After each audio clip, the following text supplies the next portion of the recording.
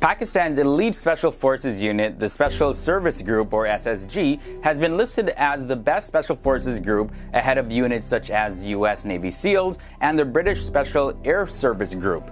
The list by Business Insider Australia ranked them as the best of 9 of the top elite forces from around the world. There may be no real bearing to that ranking, however, the SSG still has a lot of things going on that makes them a powerful force to contend with. Hey guys, welcome back to another episode of FTD Facts. I'm Leroy Kenton, and I've been seeing quite a bit of comments asking for us to do a video on the SSG, so here it is. Now, a question I'm throwing out there to you guys before I get into this video is, if you were in the military, what would you be? A fighter pilot, a foot soldier, a medic? Let me know down below in the comment section. So starting off with the facts, the SSG or Special Service Group is the main special operations task force of the Pakistan Army. While the rest of the army is well trained in regular combat situations, these SSG commandos are skilled in special skills like counterintelligence, counterterrorism, and covert operations.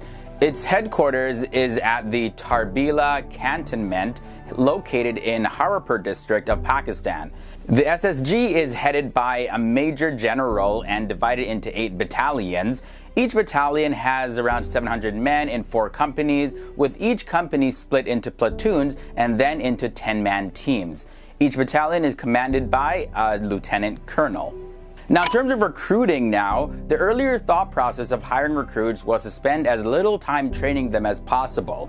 They did this because in the earlier years after gaining freedom from the British, Pakistan was not very rich and it had to cut a lot of corners.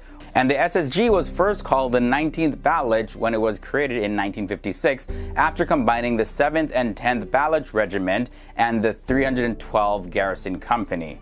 The SSG's initial training and orientation regarding tactics was based on the US Special Forces program, whom they cooperated closely with in the Cold War years. The SSG initially had 6 companies, and each company had specialization units specialized in desert, mountain, ranger, and underwater warfare. Later on, Chinese training tactics, weapons, and equipment were also included. Also, the SSG used guerrilla tactics to fight off their enemies and used the element of surprise whenever and wherever they could. They specialize in counterterrorism operations, where the fighters have to be very still and very stealthy. Their first major deployment came during the Indo-Pak War of 1965, and by the year 1971, the SSG had grown to 3 battalions, with 1 permanently stationed in East Pakistan. Now, the training program has evolved over the years, where it incorporates many new elements of modern warfare. But some things have remained the same. You see, the SSG officers must have at least 2 years of prior military experience and volunteer from other formations for 2-year assignments with the SSG. Non-commissioned officers and enlisted men volunteer from other formations to serve permanently in the SSG. As well as all trainees must participate in a 9-month SSG course at Cheerat. Physical training includes doing a 36-mile march in 24 hours. So these guys are the real deal. They don't play around.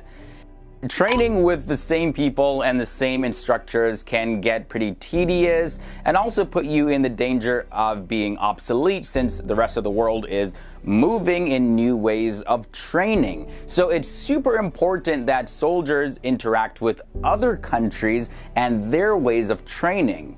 This is also a good way to keep the enemy tactics in mind, and so the SSG conducts biannual exercises with the Turkish Special Forces, which they have designated as the Ataturk series.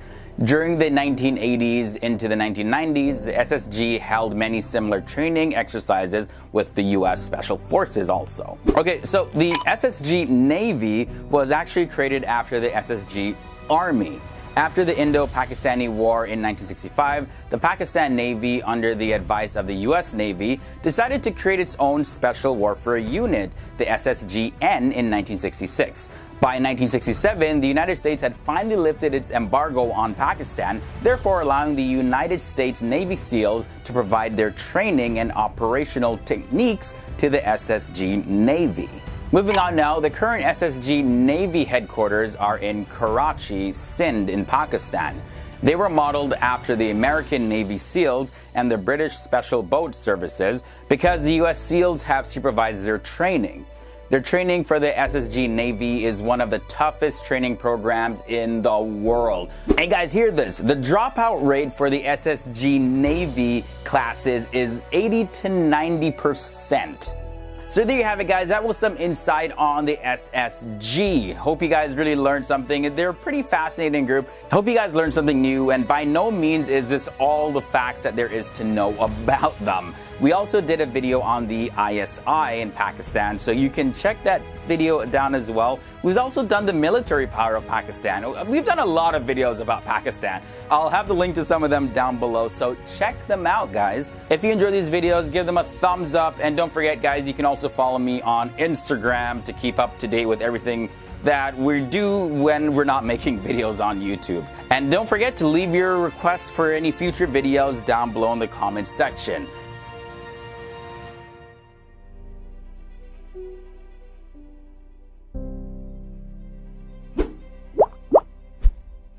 Hey guys, and before I go, so here's a video on the Pakistan's ISI, and we have also several other military videos as well that I was mentioning. So click on something and be sure to come back here every single day, Monday to Friday, for new episodes. Thank you guys so much for being awesome, and I'll see you real soon in another video.